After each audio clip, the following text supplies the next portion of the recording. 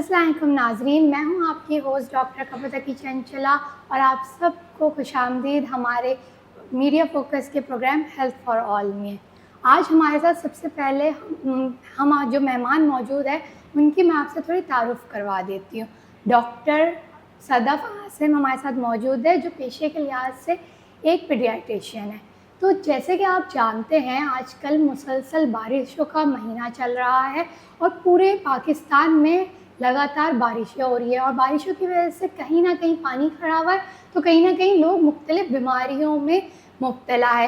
तो आज हमारे साथ एक पीडियाट्रिशियन जो मौजूद है, वो हमें बताएंगी कि इन बारिशों की वजह से कौन कौन सी बीमारियां बच्चों में हो रही है और किस तरीके से हम उन बीमारियों से अपने बच्चों को बचा सकते हैं। अस्सलाम वालेकुम मैम। वालेकुम सलाम। कैसे डॉक्टर कपूर? मैम कैसी हैं? सबसे पहले तो इस शो में आने का आपका बहुत बहुत शुक्रिया। बहुत शुक्रिया आपके बुलाने का, और एक अहम टॉपिक के लिए हम बात करेंगे। चलिए डॉक्टर सदफ, सबसे पहले आप ये बताएं कि जो बारिशों की वजह से बच्चों में कौन कौन सी बीमारियां आजकल कॉमनली हो रही हैं? बारिश जैसे कि हमारे लिए एक रहमत है, मगर ये कि कुछ मसाइल जो कि शहरों के और प्रॉब्लम्स होते हैं जिसकी वजह से वो एक ज़हमत बन जाती है। और ख़ास तौर पे जो बच्चों पे हम आज बात करने के लिए बैठे हैं, क्योंकि वो एक हमारे हसास है। एक्सट्रीम्स ऑफ एज, जैसे बहुत छोटे उम्र के लोग या बहुत बड़ी उम्र के लोग जो होते हैं, वो बीमारियों से ज़्यादा प्रोन होते हैं। जैसे कि आपने अपने शुरू में बात की कि पानी जगह जगह खड़ा हुआ है, तो उस पानी के खड़े होने से जो स्टैगनेंट वाटर है उसके ऊपर मुख्तलिफ़ किस्म के हमारे जर्म्स जो हैं वो ग्रो कर रहे हैं। जैसे कि हमारे मॉस्कीटोज़, ख़ास तौर पे अब इसके बाद हम जो हॉस्पिटल्स में देख रहे हैं, मलेरिया के केसेस बढ़ गए हैं, डेंगू के और चिकनगुनिया, जैसे कि लास्ट ईयर बहुत ज़्यादा हो गया था मानसून के बाद।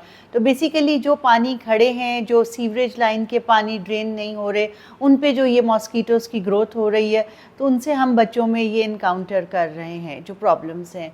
दूसरे सिरे पे वो बीमारियां हैं जो कि इन वेक्टर बॉन्ड नहीं है, बल्कि जो हम कहते हैं कि फूड बॉन्ड है या वाटर बॉन्ड है, जिसमें कि हमारा टाइफाइड है, हमारा डायरिया है और हमारी ये जो हेपेटाइटिस ए का इन्फेक्शन है। तो बारिश के बाद ये चीज़ें जो बच्चों में बढ़ रही हैं, और बच्चे चूँकि उस तरह से नहीं रखते, जो चीज़ होती है मुंह में डाल लेते हैं, उन्हें खुद से समझ नहीं होती, तो इस वजह से प्रॉब्लम ज़्यादा राइज हो रहे हैं।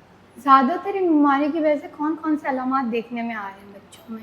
जो बच्चे हमारे पास, जैसे मैं बताना चाहूँ कि मलेरिया के साथ बहुत सीरियस होके बच्चे आ रहे हैं, क्योंकि मॉस्कीटोज़ बहुत बढ़ गए हैं, जिसकी वजह से मच्छरों की अफजाइश की वजह से जो केसेस बढ़ रहे हैं, बुखार बहुत शदीद होना, और अमूमन हमने देखा है खून की बहुत कमी, मलेरिया जिनका डायग्नोस हो रहा है, और इवन बहुत ज़्यादा प्रॉब्लम हो तो इवन किडनी इन्वॉल्वमेंट भी हो रही है, क्योंकि बच्चों का वो एक सेप्सिस और इन्फेक्शन वाला एलिमेंट बन जाता है। दूसरी जो कॉमन एंटिटीज़ जिनके साथ हम देख रहे हैं, हेपेटाइटिस ए के साथ आ रहे हैं, तो उनकी अलामत ज़्यादातर बच्चे फीवर, हाई ग्रेड फीवर के साथ हैं, जॉन्डिस के साथ हैं।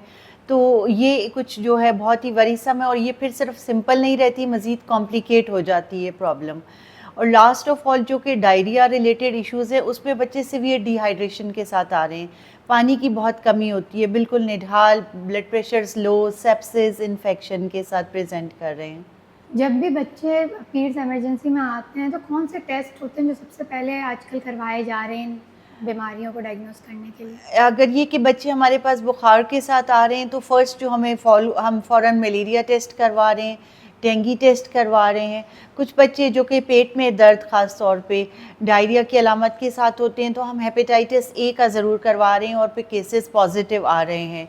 इसके अलावा रोटा वायरस एक बहुत कॉमन एंटिटी है, जिसकी वजह से भी डायरिया के चांसेस हो रहे हैं। टाइफाइड के काफ़ी केसेस हैं, तो ये जो इमरजेंसी में फ़ौरन करवाते हैं कि सीबीसी करवाया, एमपी डेंगू करवाया, एलएफटीज़ करवाया, हेपेटाइटिस ए करवाना है, ब्लड कल्चर कराना है, क्योंकि दो रूट ऑफ हमारे जो इन्फेक्शन के चल रहे हैं, एक ओरोफिकल रूट जो वाटर बॉर्न और फूड बॉर्न है, और दूसरा ये जो हमारे वेक्टर्स हैं, मॉस्कीटोज़ जो मलेरिया डेंगू के हैं, तो इनको दोनों को एड्रेस करना है। ये जितनी आपने भी बीमारियां बताई, ये क्या बहुत जानलेवा है बच्चों के लिए, या इनको आसानी से इलाज किया जा सकता है? देखिए, अगर हम टाइमली डायग्नोज, सबसे पहले तो प्रिवेंशन की बात करूँगी कि क्योंकि हम बारिश के उससे हवाले से बात करें तो जिन चीज़ों को हम प्रिवेंट कर सकते हैं, अगर पानी हमारे खड़े हैं तो उनको हम क्लियर करें ताकि उनके ऊपर मज़ीद जो है इस चीज़ों की अफजाइश ना हो सके।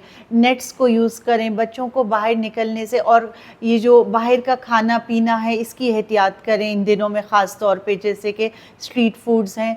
तो इन चीज़ों से पहले प्रिवेंशन बहुत ज़रूरी है कि अगर हम इनके लिए एहतियात करें कि ये प्रॉब्लम ना हो।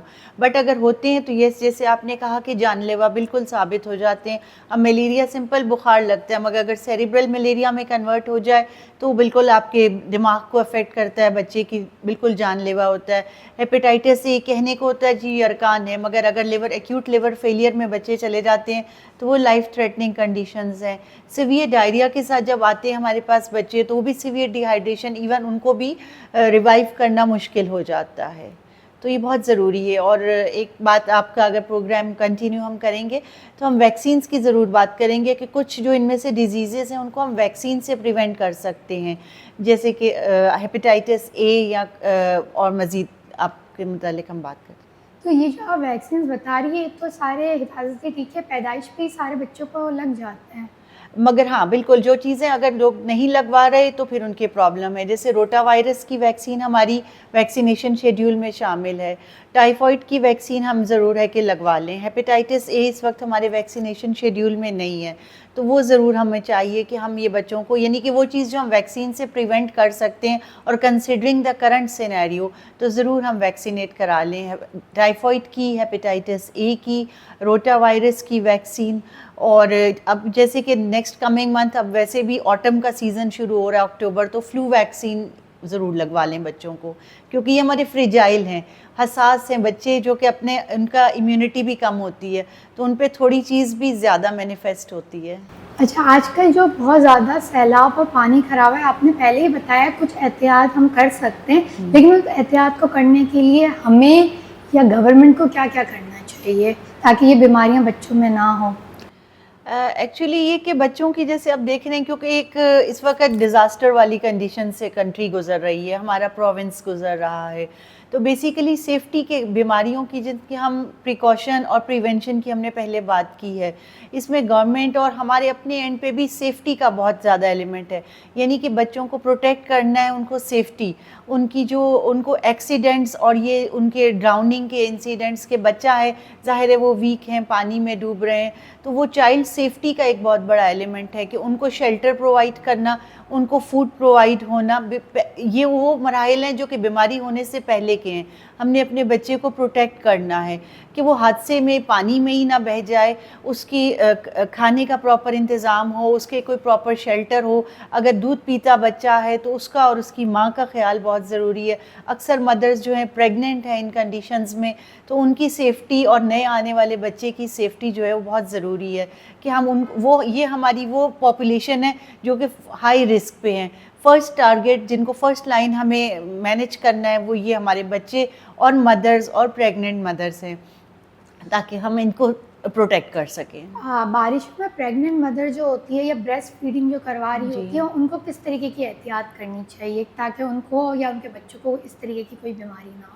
बस सफाई का ध्यान रखना बहुत ज़रूरी है कि मदर्स को भी प्रॉपर हैंड हाइजीन, आपके जो, क्योंकि अब ज़ाहिर है सब लोग अपने घर से डिस्प्लेस हो गए हैं, तो हमारे प्रॉपर सीवरेज के, वॉशरूम्स के सिस्टम, वो सब जो है ज़ाहिर है डिस्टर्ब हो गए हैं। अगर एक गांव वाले थे तो उनका भी अपना सिस्टम था, शहर के थे तो उनका भी एक अपना हाइजीन का, सफाई सुथराई का और हमारे वेस्ट डिस्ट्रीब्यूशन का एक सिस्टम था। बट ये कि अब इस सारे उसमें एक क्योटिक कंडीशन में, तो मदर्स को चाहिए कि बच्चे को फीड करवाने से पहले अपने भी अच्छे से हैंड वॉश करें, चाहे वो ब्रेस्ट फीडिंग वाला बच्चा है, चाहे उनका टॉडलर बच्चा है, और बच्चे को खुद भी ध्यान रखें कि उसको हैंड वॉश रहे, वॉशरूम के बाद सफाई का। और गैर ज़रूरी तौर पे छोटे बच्चे होते हैं मुंह में हाथ डाल रहे होते हैं, तो ये सारी वो चीज़ें हैं जिनसे हम मुंह के ज़रिए जरासीम बच्चे में जा सकते हैं। और जो पहले बीमारियां हमने जिक्र किया, जैसे टाइफॉइड, हेपेटाइटिस, डायरिया, ये सारी फिर ट्रांसमिट होती हैं। Thank you doctor Sadaf Asim, हमारे शो में आने का आपका बहुत बहुत शुक्रिया, और हमारे नाजरीन को इतनी अच्छी बातें आपने बताई और क्या नाम है, बारिश में होने वाली बीमारियों से बचने के एहतियात भी बताएं। आपका बहुत बहुत शुक्रिया। नहीं, इट इज़ माय प्लेजर कि हमारी कोशिश से अगर हम किसी के डोर स्टेप पे कोई अहम इन्फॉर्मेशन पहुंच जाए। बहुत शुक्रिया आपके बुलाने का। तो नाजरीन, जैसा कि आपने देखा, आज हमारे साथ एक पीडियाट्रिशियन डॉक्टर सदफ मौजूद थी, जिन्होंने हमें मुकम्मल तौर पे ये बताया कि बारिश से होने वाली बीमारियां कौन कौन सी होती है और इन सब से हम किस तरीके से एहतियात कर सकते हैं। और सबसे इम्पॉर्टेंट, इन बारिशों की वजह से जो है मलेरिया, डेंगू आजकल बहुत कॉमन होता जा रहा है, जो कि पानी के खड़े होने की वजह से होता है। तो आपको चाहिए कि घर में आप कोई भी बाल्टी में पानी जमा ना रखें, और अगर रास्तों पे, सड़कों पे पानी जमा है तो जमादार को कह के उसको सफाई करवाएं, साफ़ करवाएं। और हमारी गवर्नमेंट को भी चाहिए कि हमारे पानी को फौरी तौर पे साफ़ करवाए। और कराची में हर जगह नाले बंद हुए हुए हैं, जिसकी वजह से बीमारियां और ज़्यादा बढ़ती जा रही हैं। और इसी के साथ साथ आपको चाहिए कि बाहर का खाना ना खाएं और ना ही अपने बच्चों को बाहर का खाना खाने दें। खाली घर के खाने पे ही इस टाइम पे क्या नाम है, आप इस टाइम पे खाली घर का खाना ही खिलाएं। इसी के साथ साथ हमारा शो यहीं पर ख़त्म होता है। नीचे दिए गए नंबर पे प्लीज़ मैसेज और कॉल करके ज़रूर बताइए कि आपको आज का हमारा ये प्रोग्राम कैसा लगा, और हमारे चैनल को लाइक और सब्सक्राइब करना बिल्कुल नहीं भूलिएगा। इसी के साथ मुझे और मेरी आज की मेहमान को इजाज़त दीजिए। अल्लाह हाफ़िज़।